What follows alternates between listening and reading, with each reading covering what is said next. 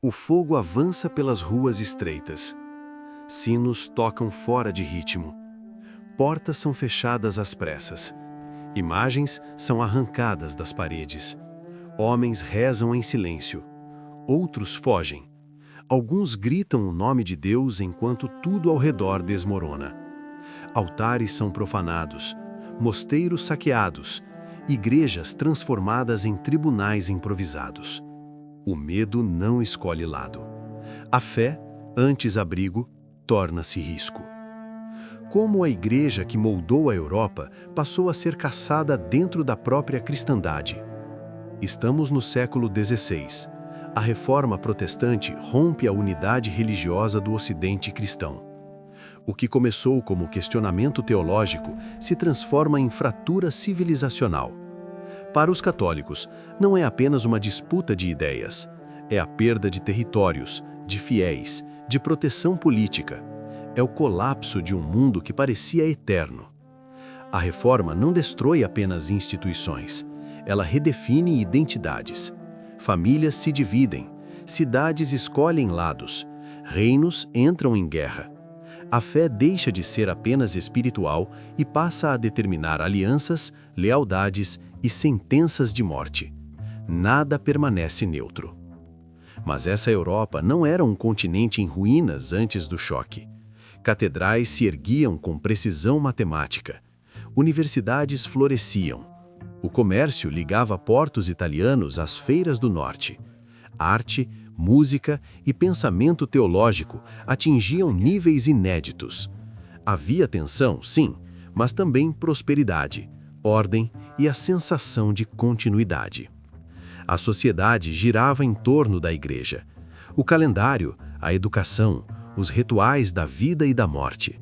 Reis governavam com sua bênção. Camponeses encontravam nela consolo. Mosteiros eram centros de saber, hospitais, arquivos da memória coletiva. Essa estrutura sólida criava unidade, mas também rigidez. E foi nessa rigidez que a ruptura encontrou espaço. Longe dos grandes centros do poder católico, novas ideias começam a circular. Sermões em língua comum, panfletos impressos, questionamentos sobre indulgências, autoridade papal, salvação. Não parecem ameaçadores no início, são palavras, mas palavras viajam rápido quando encontram ouvidos cansados. O ponto de contato acontece nas cidades imperiais, nas universidades, nas cortes. De repente, a fé católica deixa de ser pressuposto, é desafiada publicamente. Igrejas mudam de mãos, imagens são retiradas, missas proibidas. Para comunidades inteiras, o mundo conhecido desaparece da noite para o dia.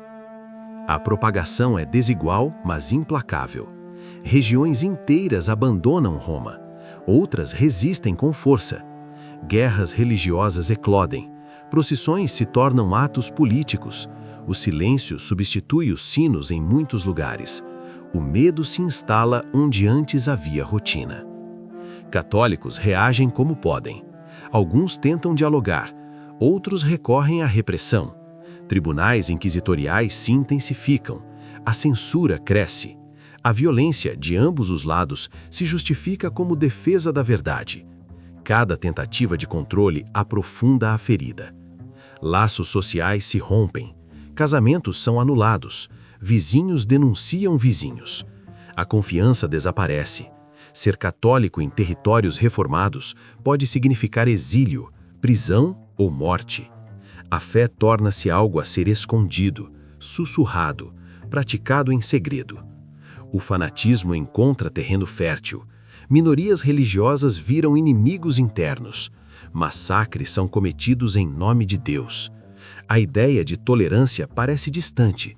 O sagrado é usado para legitimar o terror. No campo, o impacto é silencioso. Paróquias abandonadas, mosteiros dissolvidos, terras redistribuídas. Comunidades rurais perdem referências espirituais e sociais. A paisagem muda junto com a fé. Com o tempo, a violência não cessa por redenção, mas por cansaço. Tratados surgem, fronteiras religiosas se cristalizam. A unidade cristã do Ocidente está perdida para sempre. O mundo pós-reforma é diferente. Estados mais fortes, igrejas nacionais, consciências divididas. A fé católica se reorganiza, reage, se reforma por dentro, sobrevive, mas nunca mais ocupa o mesmo lugar incontestável. Hoje, quando crenças ainda dividem sociedades e identidades se tornam armas, os ecos do século XVI permanecem. A história dos católicos na Reforma Protestante não é apenas sobre doutrina, é sobre o custo humano da certeza absoluta. Eu sou a voz que atravessa os séculos. E enquanto olhamos para as rupturas do passado, talvez possamos reconhecer os sinais antes que a fé volte a incendiar o mundo.